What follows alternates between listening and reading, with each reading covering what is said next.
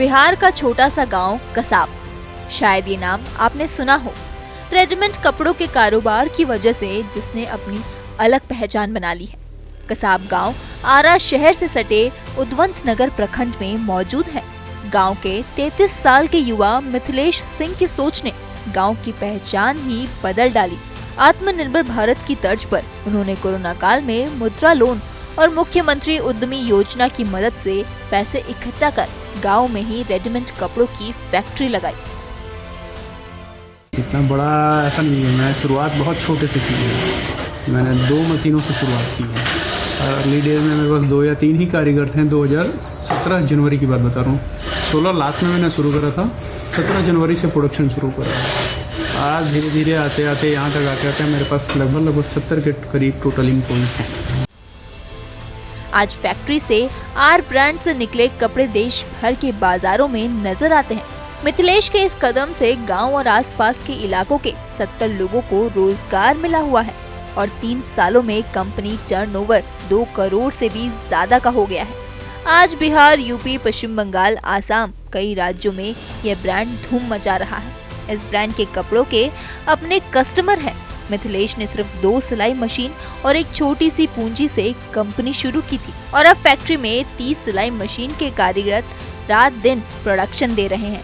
Machine की कीमत 30,000 से शुरू होकर 1.5 लाख तक की है। इस कंपनी से 70 परिवारों को रोजगार भी मिला है।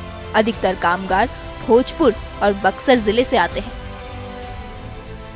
मिथिलेश ने 2010 में आरा के जैन कॉलेज से ग्रेजुएशन करने के बाद इंद्रप्रस्थ यूनिवर्सिटी से MBA किया। 2013-2016 तक जस्ट डायल कंपनी में एरिया मैनेजर के रूप में पूर्वी यूपी में उन्होंने काम किया। इस दौरान उन्होंने सोचा कि दूसरे के यहाँ नौकरी करने से बेहतर है अपने लोगों को रोजगार देना।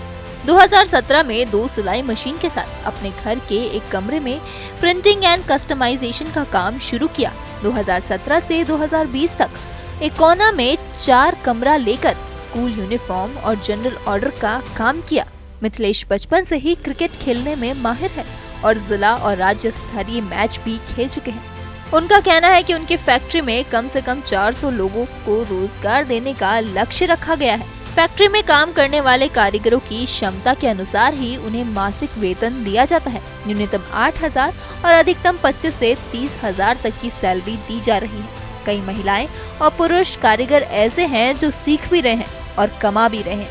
अक्सर गांव की रहने वाली महिलाएं काम खत्म होने के बाद अपने घर में बेवजह बैठी रहती हैं। आज वो महिलाएं भी फैक्ट्री में काम सीख रही हैं और कमा भी रही हैं। हम लोग को यहाँ पे चेन सिस्टम में काम होता है, फुल पीस भी काम होता है और चेन सिस्टम भी काम होता है।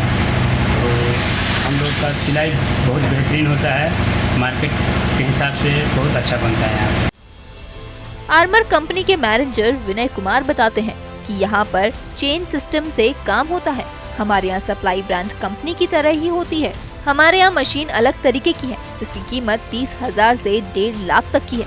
अलग अलग कपड़ों के आइटम को बनाने के लिए मशीन अलग है। हमारे यहाँ कारीगर दिहाड़ी और सैलरी पर भी हैं।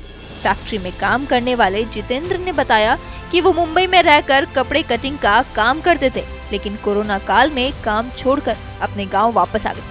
जिसके बाद मिथिलेश ने मेरे हुनर को पहचाना और अपनी कंपनी में काम दिया।